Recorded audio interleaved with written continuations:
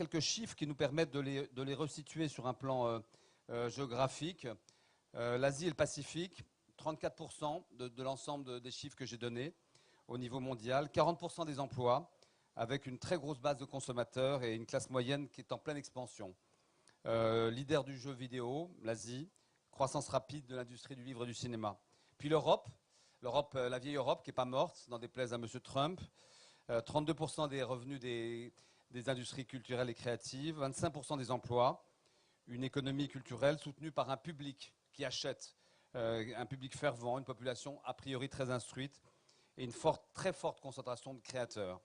Puis l'Amérique du Nord, 28% des revenus au niveau mondial, 15% des emplois, une très forte influence internationale, on en connaît évidemment les effets, leader dans le domaine du cinéma, de la télévision et du spectacle vivant. L'Amérique latine, ça ne représente que 6%, et réjouissons-nous parce que voilà une marge de développement considérable pour l'Afrique et le Moyen-Orient dans sa distribution du gâteau des industries culturelles et créatives qui vont forger les influences, qui vont forger le soft power.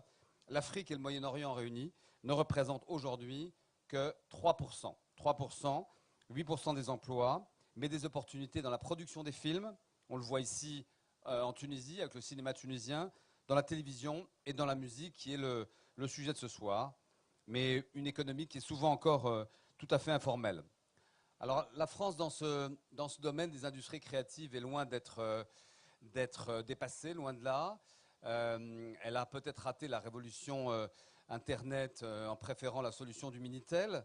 C'était certainement une erreur historique, mais dans le domaine de la musique, pour en parler avec nos amis, nous avons aujourd'hui des belles parts de marché, des créateurs, je pense à Christine the Queens, à Zaz, à Stromae, bon c'est un Belge, mais enfin on va le mettre dans le giron francophone, à Zaz, on est large, hein. Même un Tunisien pour nous, il y a un petit côté quand même qui est relié à nous.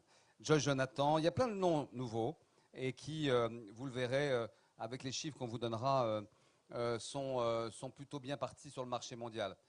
Mais ce dont je voulais parler ce soir pour terminer, c'est évidemment la Tunisie, parce que je crois qu'il y a vraiment à développer, et c'est vous qui êtes ici, venus ce soir à l'invitation de Naila Benzina. Je voudrais vraiment saluer de Business et Décision, de Rim Bourguiba et toute son équipe. Vous êtes intéressés par ces industries culturelles et créatives, et néanmoins, c'est encore un peu naissant.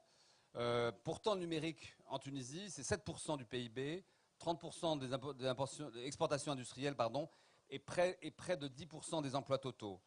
La stratégie Tunisie Digitale 2020, je ne vais pas vous en parler, vous la connaissez, c'est ambitieux.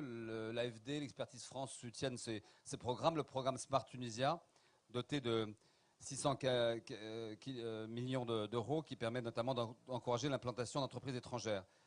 Nous sommes le premier client et fournisseur de la Tunisie dans le secteur numérique. L'offre française est riche, Orange, Sofrecom, Business et Décision, Sopra. Beaucoup d'entre vous sont ici présents. Le numérique, c'est un secteur vraiment de développement entre nos deux pays, de partenariats industriels et commerciaux, de très nombreuses opportunités qui vont se présenter. Le vecteur de croissance pour des filiales tunisiennes en France, je pense à Proximité, à la start-up Chico et d'autres, évidemment. Et puis, grâce d'ailleurs à Neila, toujours, qui est la chef du fil de la future French Tech Tunisie, qui, normalement, devrait être installée début 2018 par le président Emmanuel Macron, qui en avait eu l'idée quand il était venu en novembre dernier, en simple touriste amoureux de la Tunisie, sans savoir que 8 mois après, il serait le président français. Voilà, il y a beaucoup d'opportunités et il ne faut pas les manquer. Et l'occasion que vous nous donnez à Business Edition d'accueillir, y compris l'Institut français, dont je salue la directrice Sophie Renaud ici, depuis cet après-midi, une réflexion sur ces industries créatives. J'espère que nos amis français qui sont venus ce soir se diront ici qu'il n'y a pas seulement un marché, mais surtout une ressource humaine, un désir de créativité, mais qu'il faut les outils, il faut cette croyance dans l'innovation. Et donc, au-delà de ce que peut faire l'État, les gouvernements, il faut encourager dans un cadre privé, évidemment, l'émergence de ces talents tunisiens, notamment dans le domaine de la musique. Voilà, je vais laisser Rim continuer la soirée en vous souhaitant un très joli moment ici. Merci, son excellence.